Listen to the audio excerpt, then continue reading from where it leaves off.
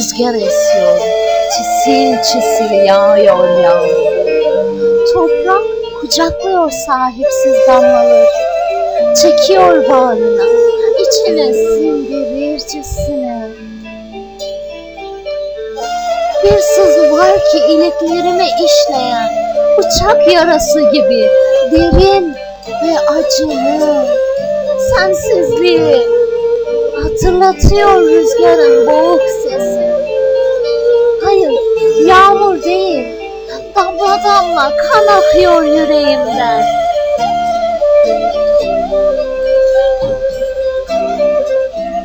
Bu nasıl ayrılık? Bu nasıl veda? Gözlerin kaldı, dudakların git. Bakışın anahtar, gözlerin kilit.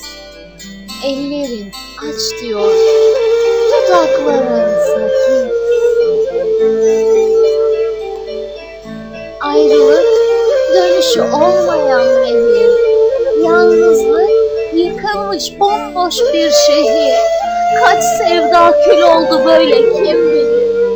Gözyaşın kalıyor, dudakların sakit. Gidersem bir daha dönmeyeceğim. Kalırsam kalbime yenileceğim. Çözemedim seni, delireceğim. Gözlerim kal diyor, dudaklarınsa git.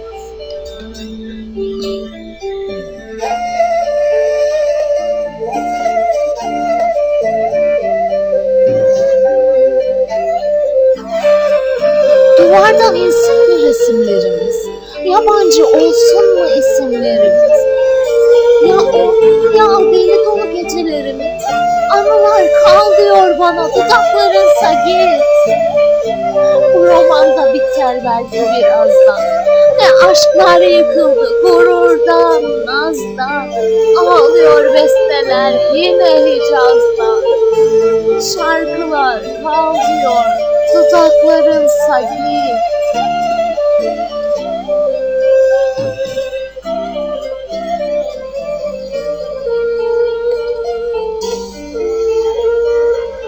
Bir deli rüzgar esiyor, çisil çisil yağıyor işte yağmur.